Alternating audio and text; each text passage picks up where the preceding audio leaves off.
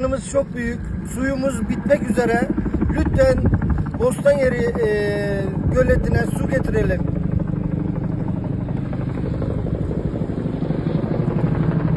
Helikopterler buradan su alıyor. O yüzden buradaki su bitmek üzere.